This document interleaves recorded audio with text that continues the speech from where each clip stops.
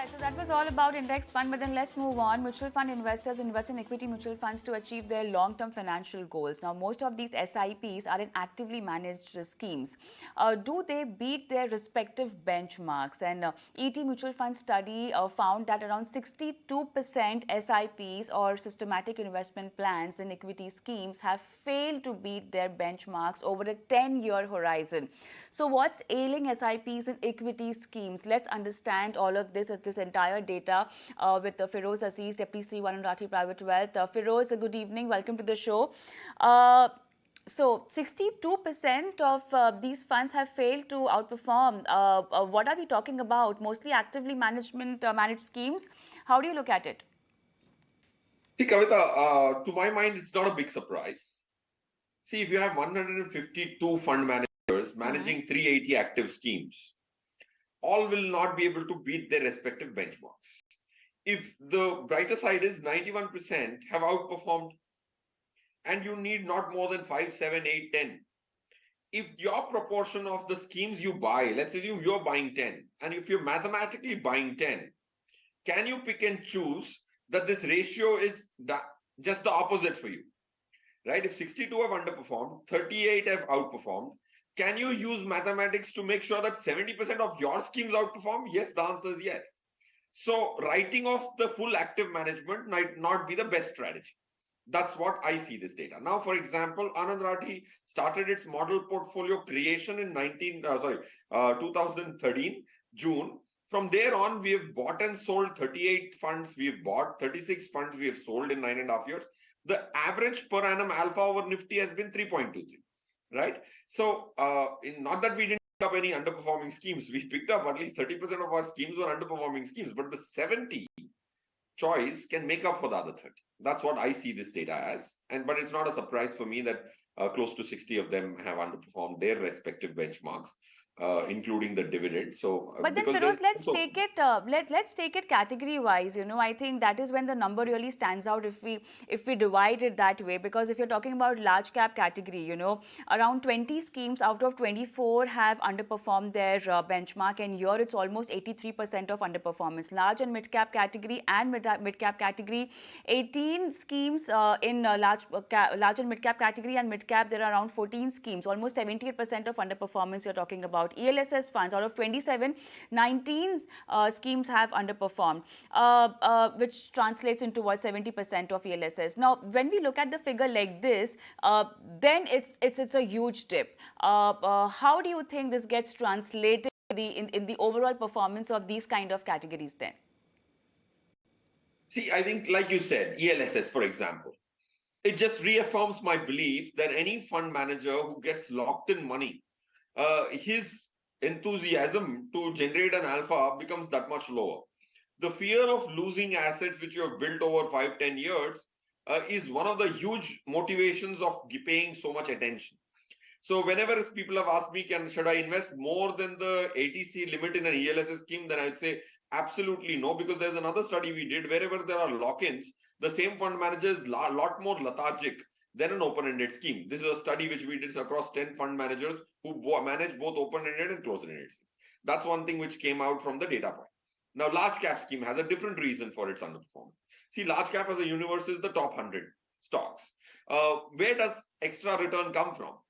Your deviation from your benchmark is what will give you extra return. Let's assume if I have 100 rupees, if I invested 70 of my rupees exactly like the benchmark, it is cancelling with the benchmark, then the 30 has to give me that extra return because the 70 is nulling off, right? So in large cap, the active weight, this phenomena is called active weight. Matlab main active kitna weight le raha hu, right? What is cancelling out?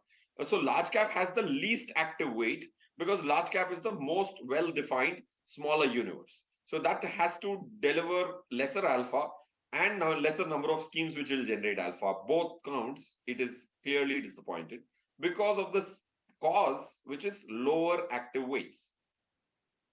Here, 4 categories I would really like to highlight where we saw the underperformance, in fact, going down or reduced. Value funds, out of 11 schemes, only 4 have underperformed. Small cap, only 1 out of 10. Multi-cap, total schemes, I mean, the performance has been fine for multi-cap and contra fund. What could be the reason behind the SIPs not outperforming or performing well, in fact, in these categories? See, Kavita, the data which you threw up on small cap funds is my primary reason why I believe in fund management, which is active. In a small cap fund, if you check that the fund manager actually has lesser correlation, lesser cancellation with the index which it is tracking. So it has more active weight. 80% of the portfolio will be active weight, only 20% cancelling with benchmark. When he is given a freedom of having an active weight of 80%, he is generating and beating the benchmark. That's point one. Point two, in a small cap category, you are not so dependent on macroeconomics. You are dependent on microeconomics of that business, right? So there, does the fund manager have the capability to identify businesses and managements which will deliver their promises in the earnings? The answer is yes. So small cap, because of its higher active weight, because the benchmark is reasonably large, that's point one. Point two, that fund managers are able to identify small cap businesses by meeting professionals who are running those businesses, which a retail client can't do, right? Is a fund manager meeting the top 5 companies of Nifty? Not as much as those smaller stocks. So small cap funds, because of active weight and the personal interaction which you will do with the managements of those companies, will give you a better sense, which a retail guy can't do, is why he's using the mutual fund route in the first place. So one thing is clear, that looking at the data, you cannot really decide whether you want to go through an active route or the passive route. Now, that's not the call that one should be taking. This is just a study that we are discussing and the data that's coming out of it.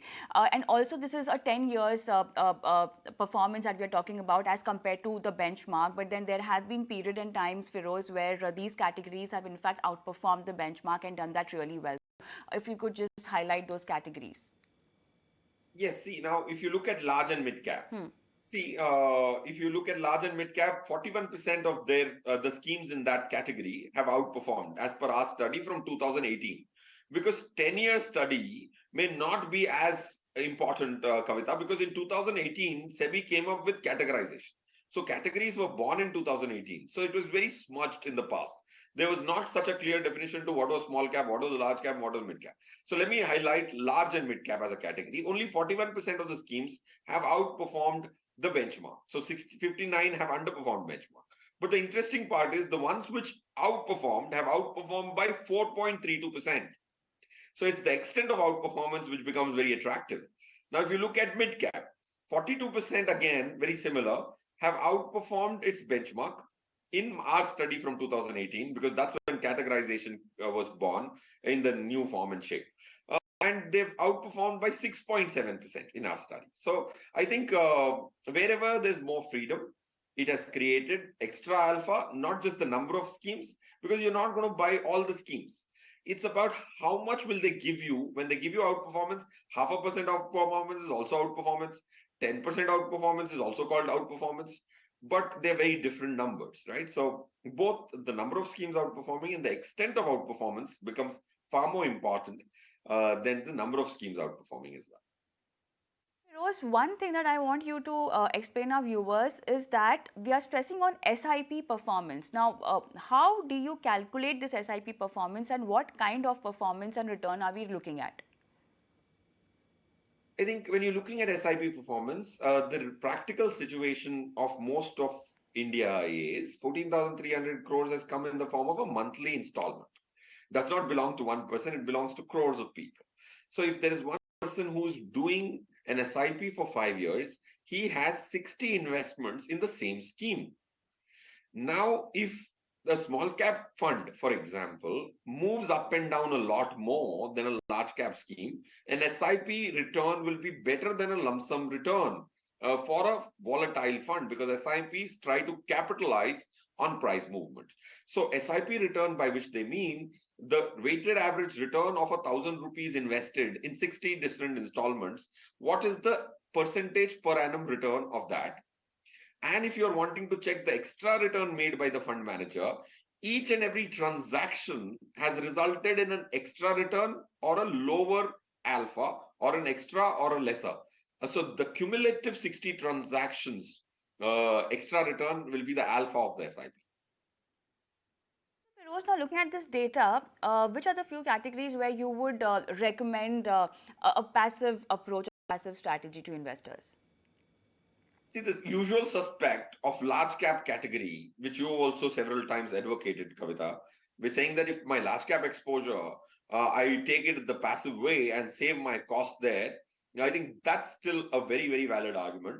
And I would concur to that. So large cap exposure, pure large cap fund, you might as well buy an index, which is 100 top 100 or Nifty 50 also could be a great index to buy because it's a self-fulfilling prophecy. Nifty is the largest index of the country. Lot of employee provident fund money also goes into that index fund, so they are bound to do well because liquidity chases them, and their P's go up, their market cap goes up, again weightages go up. So it's a self-fulfilling prophecy, especially the Nifty, given the vicious cycle of liquidity resulting in more price rise resulting in more Nifty liquidity. Right. One last question, for and we'll take a break, and post that we'll be joined by our viewers also. So here we are talking category wise. We're talking about the flow through SIP in these categories where there has been a dip seen or not performing more than the benchmark in last 10 years. But then do you think an investor, after listening to this discussion, needs to also consider the kind of fund and the way it has been actively managed in order to decide to whether invest in it or not? Yes, Kavita, in our belief, the extent of mathematics needed to zero in on a scheme is extensive. Our research group spends 3 months, Jan, Feb, March, to just come with 2, 3 changes in the model portfolio. Will categories help you narrow down your choice? The answer is a big yes. From the category, which are the highest probability ones, which will come in the list of outperformance, is a rigorous exercise. Third point is, if you are able to attach significant importance to the individual, if you're able to understand the person behind and his capability, then your choice of schemes is going to be that much more, right? So yes, it's not just the category. Category brings down your 380 scheme universe to maybe 148 in our case. After 148, you have to buy only 14, which is 10% of the whole 148. So you give importance to fund managers, try and get into the constituents of the schemes, because every portfolio is nothing but a group of stocks. So if you want to understand the group, you have to get into the basket and see what's there in it.